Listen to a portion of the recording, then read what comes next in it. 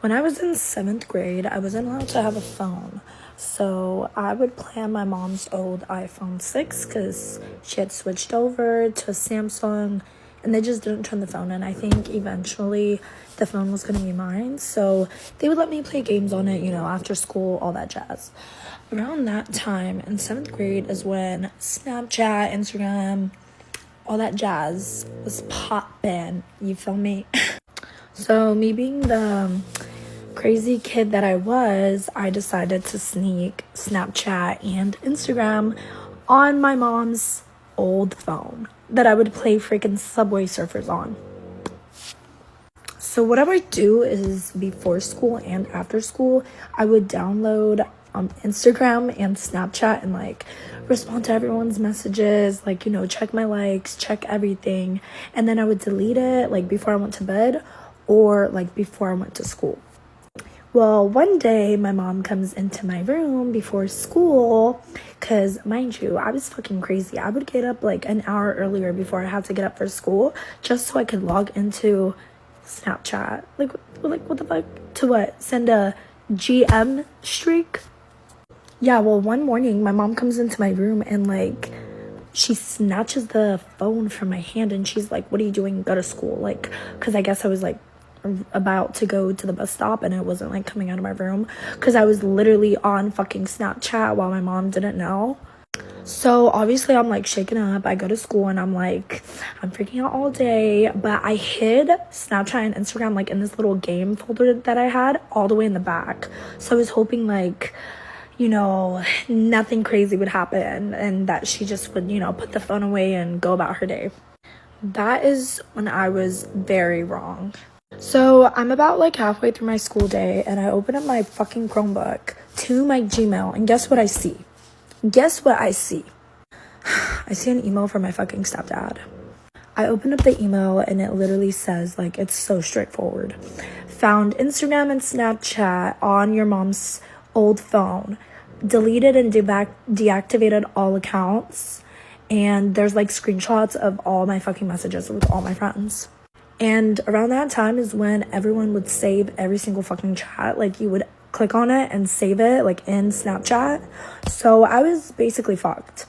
So I'm literally I go pale. All my friends are "Oh my god, Ina's gonna fucking die when she gets home," because they knew the type of parents that my parents were.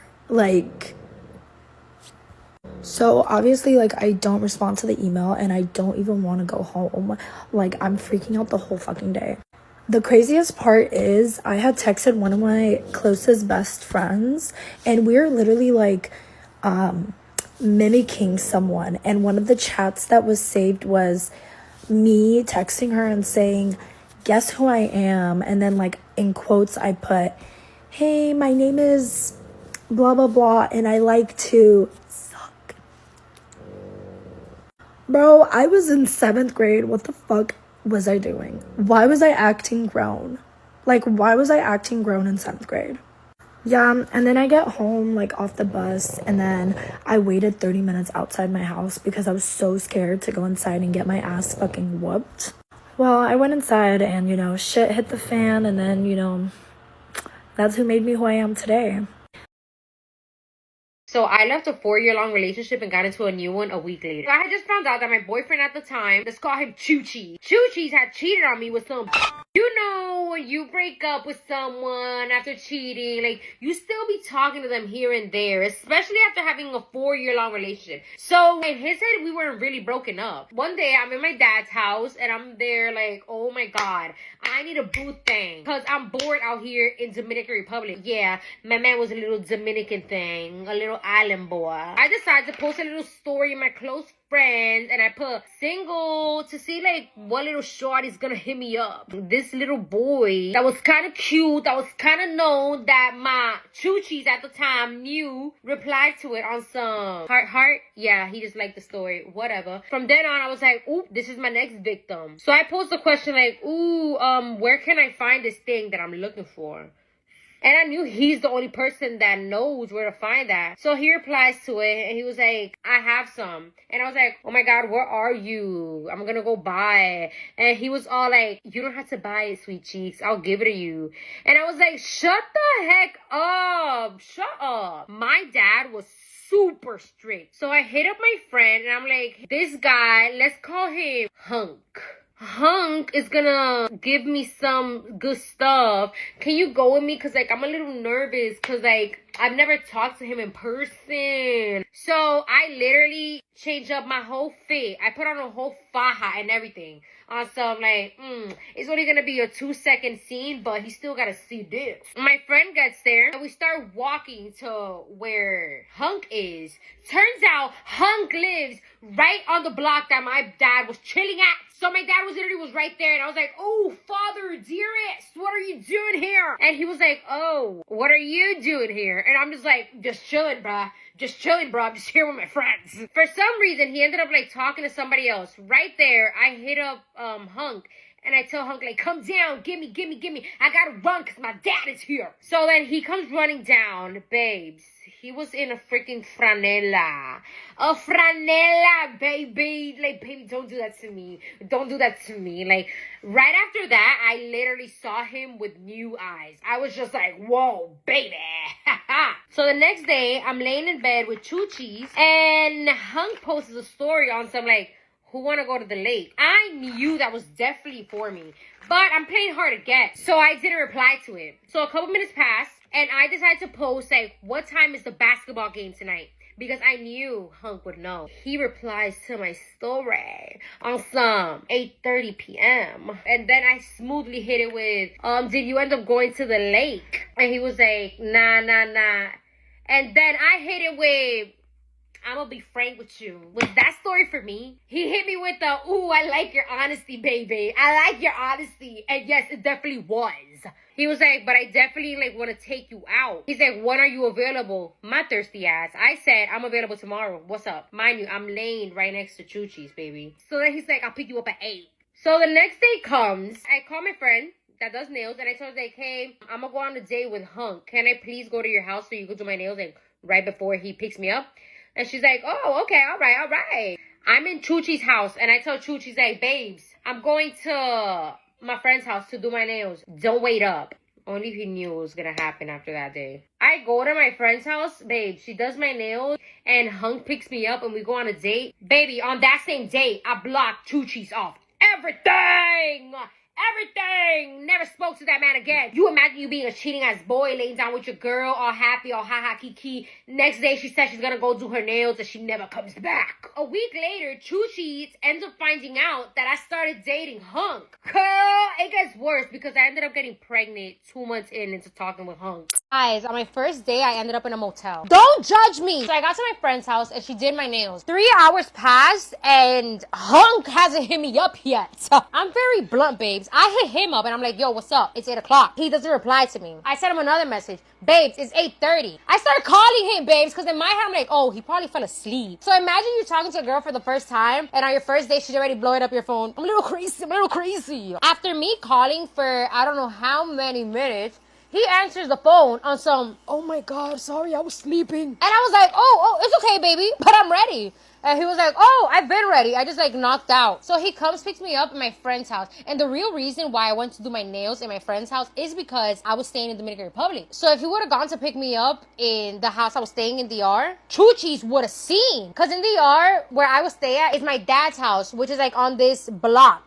And Chuchi's lives right here and my dad lives right there. So like he would have seen Hunk picking me up. For some reason, in my head, I didn't think Hunk was going to take me on a real date. So I brought my friend along. So he comes and picks me up at my friend's house. He comes in a white 4Runner. On some Hong Kong, baby. Yo, I literally felt like the girl from Proud Family when that guy came to her house to pick her up. I go in the car and then to his surprise, he's like, oh, your friend is coming along. By that time, I couldn't have told my friend like, yo, stay home. So I was just like, yeah, she's coming along. I told him like, where are we gonna go? And he's like, I mean, the only place we can really go to is a cabaña. Cabañas are like motels in the Dominican Republic. But the only reason we can go there was because this was during quarantine. So in Dominican Republic, everything was closed. My American ass was like, absolutely not. What do you mean a cabaña? You think I'm a hoe? But then he spoke some sense into me like, no, babes, we're not gonna do anything. I literally just like, so we could sit down and eat. Because the motels there, they got like a little door inside the room that you knock and you order food. And then my friend is like, no, Liz, like, don't worry. Like, cabañas are like very common to go to here, especially during quarantine. We got to the motel and babes, we literally sit down on the table. My friend lays down on the bed and she just stayed in the back so she doesn't cock block. We're sitting on the table. We order food. Awesome. What do you want from the menu? Okay. He turns around, knocks on the little window, and says, yo, get this girl some tostones with salami. But he didn't even try to kiss me. He didn't try to do nothing. That's what made me fall in love. I then get back home to my dad's house, and y'all know DR is the country of chisme. Comes the next day, and I get a message from this random page on Instagram talking about, oh, so you're messing around with Hunk now? It was Choo Cheese! So I leave him on red. I'm like, ew, whatever. Hours pass by, and I'm chilling in my dad's house. And then I hear, I look through my balcony. It's Choo Cheese! It's Choo Cheese! He comes upstairs to my house with tears in his face. And he goes on his knees. I'm not exaggerating. Like, if you guys know Dominican men, they're super dramatic when it comes to love. And I was his visa. Like, at the end of the day, this guy's thinking like, ooh, that's my visa. I can't let her go. He goes on his knees and holds onto my feet. I swear on everything I love, man. I'm saying the truth. This guy's insane. He literally grabbed onto my feet and is like, please forgive me. Please. I don't care that you're dating Hunk now. Please take me back. I said, absolutely not. Ha! So his attitude completely changes. He gets up and he tells me like, you know, the only reason that he's messing with you is because he thinks I mess with his ex.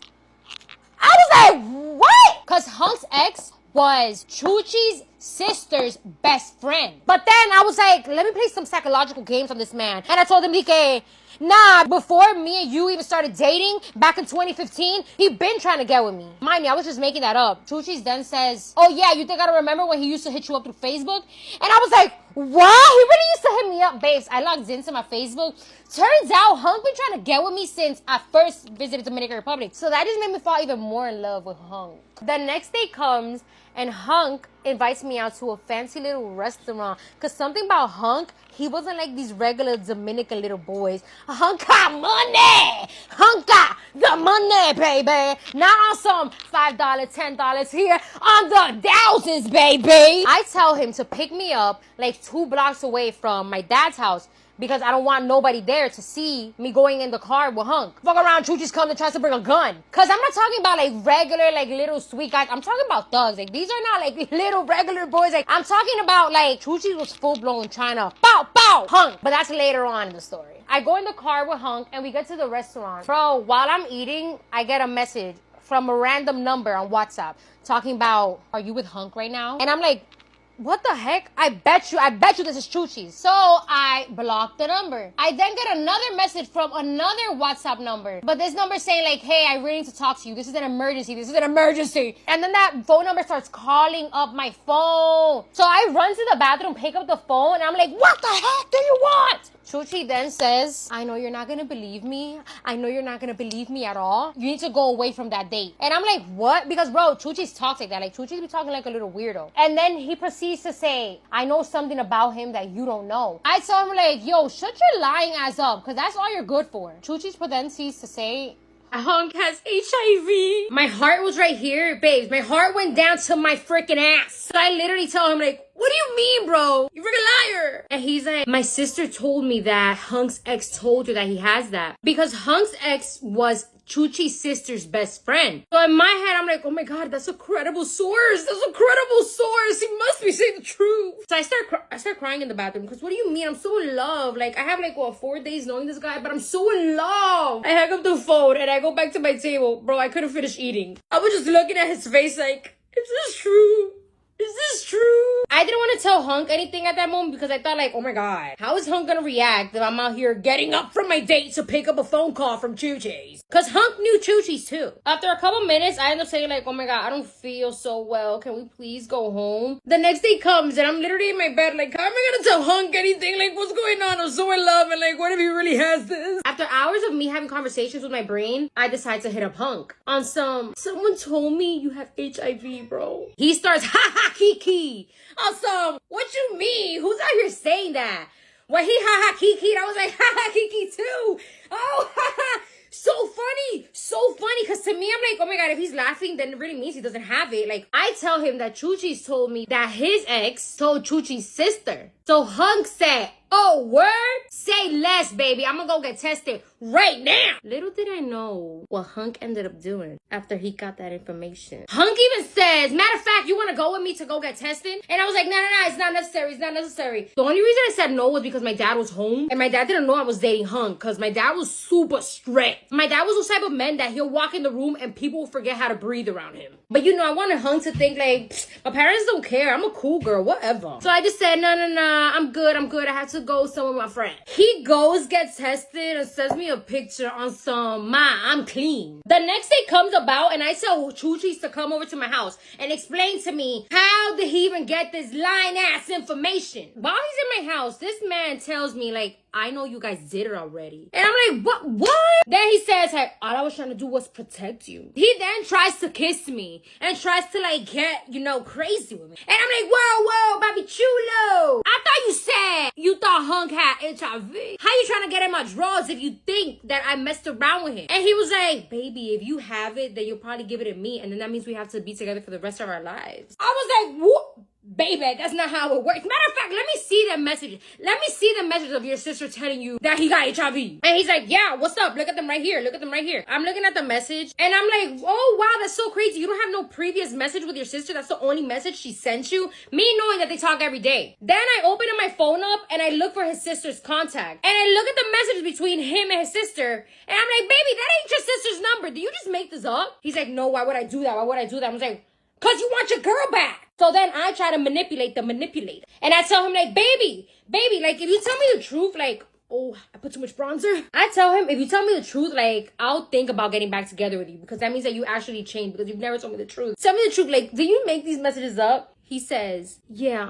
I said, get out of my house. You really thought I was going to get back together with you? Get the heck out of my house. Bro, and then later on in life, I find out that after Hunk found out that his ex-girlfriend said that about him, he had logged in to her Instagram. O sea, literally the day before Chuchi's admitted the lie. Hunk had logged into his ex-girlfriend's Instagram and posted messages of her being like, you imagine you going into somebody's Instagram story and in the story it's just themselves posting messages of them being cause something about Hunk is a sassy king. After that comes the next day and Hunk takes me out to eat. After that restaurant, he takes me to this little club. When we go in the club, babe, he gets escorted in with the security. And then they take us upstairs to this other level where there was nobody. It was just me and him. And I'm just like, he got money. After a while, my face expression changed because I was bored. Like, we were the only ones up here. And he told me, like, nah, you want to leave? And I'm just like, nah, I'm just bored. Bro, he didn't even let me finish saying, like, nah, I'm just bored. Right there, he asked for the check and he said, we're leaving. We leave and he takes me to another club. And we in VIP in the other club. And I'm there like calculating like how much money this man is spending on me. He thinks that I get a little bored in that club. So then he decides to take me to another club. And we in VIP there. The thing is that in that club, mad people from our hood saw us. And remember, we only got like 4 days talking to each other. So people already started like taking pictures on some, what the heck? She broke up with Chuchi that she's dating this guy now? By that time, I'm like, baby, I don't care. This is my man. Let the whole world know. The club ends up closing and Hunk is on some like, I don't want to take you home. It's like 4 a.m. And I'm like, I don't want to go home. He's like, you want to go to the beach? I said, yeah.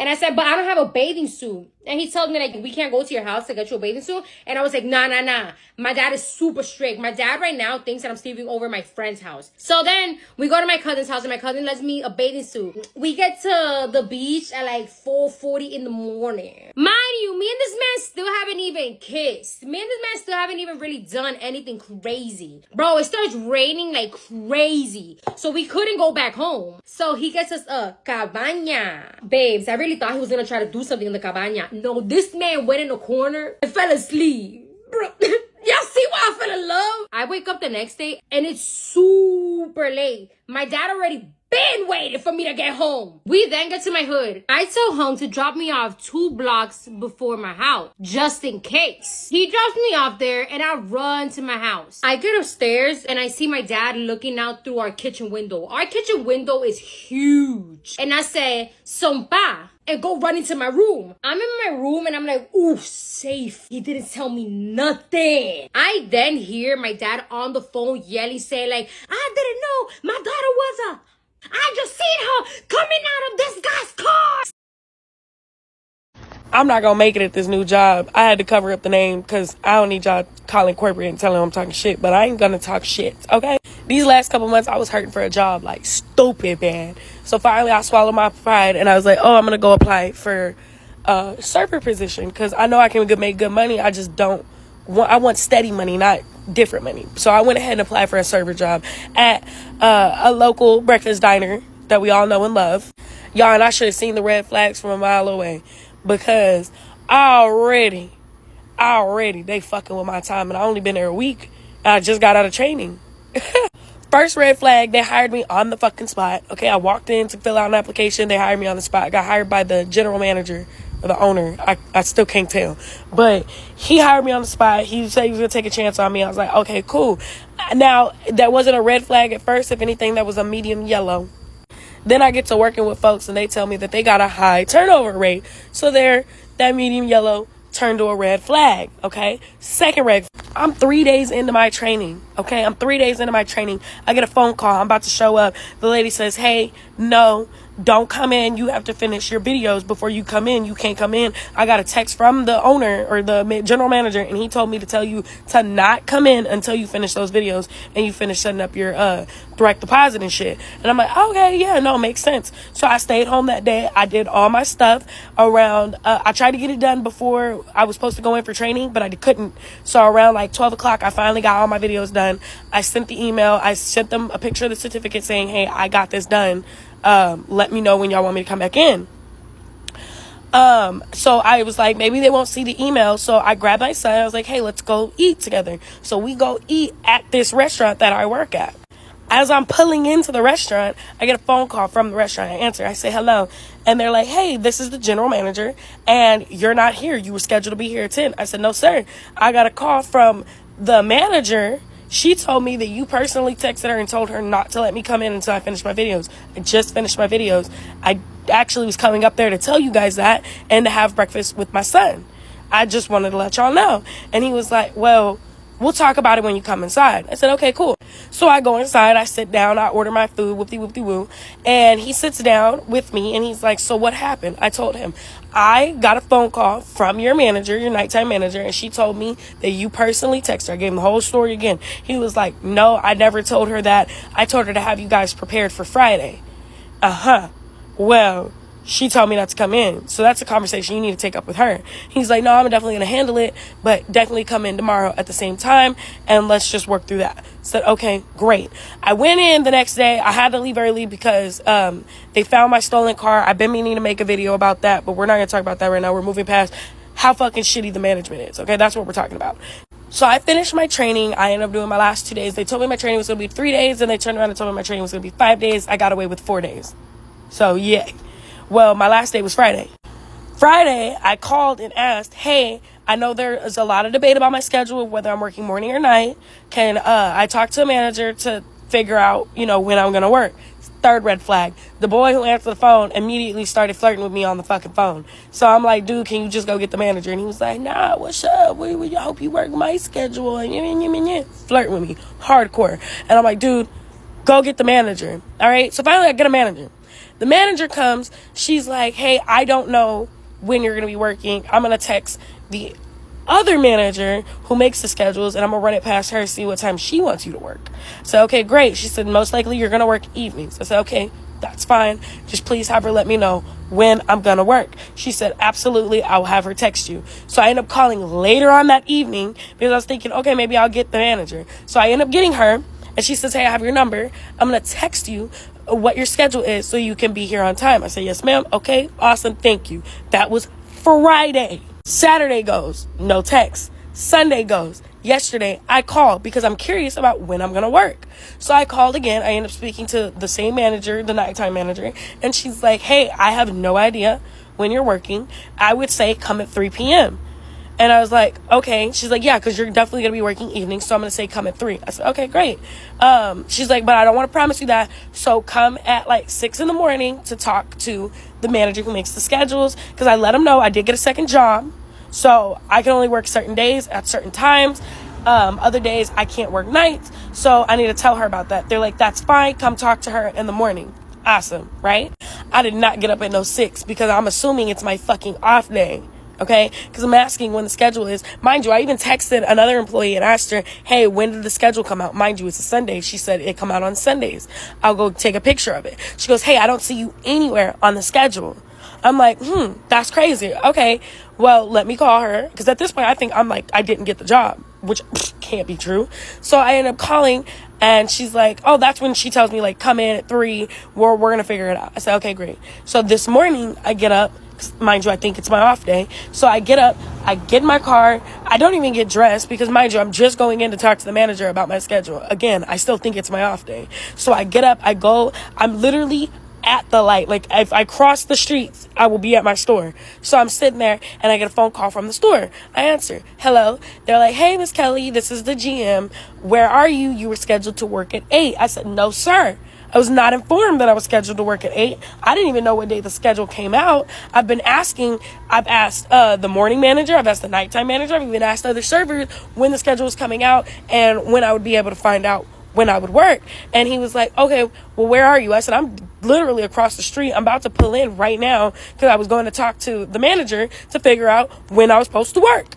He's like, we'll talk about it when you get inside. So I go inside. Mind you, my head is wrapped in a headscarf. I'm in sweatpants and a random t-shirt I pulled out my closet. I am in no way, shape, or form dressed to be at work. And he looked at me when I walked in there. He looked at me like I was crazy. And I was like, I told you I was not dressed or ready. I came in just to talk about my schedule. He goes, well, you were scheduled to be here at 8. I tell him the same thing. This is what happened. This is when I called. These are the people I texted. I tried numerous times to reach out to your manager to find out when I was working, and I never got a response, never got a text, never got a call. No one told me when the schedule was posted. I didn't even know when the schedule was posted. He said, oh, well, the schedules are posted every Friday. I said, well, the schedule was not posted Friday, or I would have known. I was told by another server the schedule didn't get put out till Sunday. So how was it posted on Friday if no one got their schedule till Sunday? I'm not understanding. And he's like, well, I don't need your excuses. It's your responsibility to come up here and find out when your schedule is. Never in all my days have I had to drive to a job to find out when I was working. Okay. Now, mind you, I've only ever worked jobs where like it's a set schedule, like 9 to 5 straight up. So I'm not used to this rotating schedule. I'm not used to even the last fucking server job I had. They had it on an app where my app would tell me when my schedule was. So I just had to look it up. So I'm highly irritated because now I'm embarrassing myself in front of this man, giving him excuses, and they're not even excuses. They're your fucking managers not managing. Long story short, I ain't gonna fucking make it. I know for a fact, 100%, I am gonna cuss somebody out. I believe it in my heart, my soul, that I'm gonna end up cussing somebody out because their poor management skills have nothing to do with me not receiving a schedule. And I am gonna go late. I went to that job at 8:53. I talked to that man. I told him I was gonna go home and get ready, and it's 9:52, and I'm dressed. I'm ready to go, but I'm not going. He will get me when I fucking go. It's 10:30. I'm here. We gonna see how this go. I'm gonna be back to let you know how my shift went, okay? So I walked the fuck out. I was there a total of 6 minutes, and I left because they had me fucked up. Let me tell you what happened in part 2. Am I in the wrong for not inviting my sister to my wedding because she won't come without her baby? I'm getting married in a couple months. My fiance and I agreed that we wanted a child-free wedding. We love kids, but we're renting this really elegant venue, serving alcohol all night, and honestly, just wanted an adult vibe without toddlers running around screaming during the vows. Most people in our families were fine with it, but my sister just had her first baby 3 months ago. She flat out told me that she won't attend if she can't bring her baby. I told her that I understood that newborns are a lot of work, but I wasn't going to make exceptions for anyone, because then it wouldn't be fair to the other parents who had to find childcare. She flipped. Said I was punishing her for being a new mom, that I didn't understand the bond between mother and child, and that if I really cared, I'd make this one exception. I told her that if she really couldn't find childcare, then maybe she'd just have to miss it. That caused a massive blow up. Now my mom is in tears saying I'm tearing the family apart, my sister is calling me selfish, and people in our extended family are whispering that I should just let the baby come because what harm could it do? But I feel like the second I let one baby come, it opens the floodgates. And to be honest, I don't want the sound of a crying baby on my wedding video. So, am I in the wrong for sticking to my no kids rule even if it means my own sister won't be at my wedding?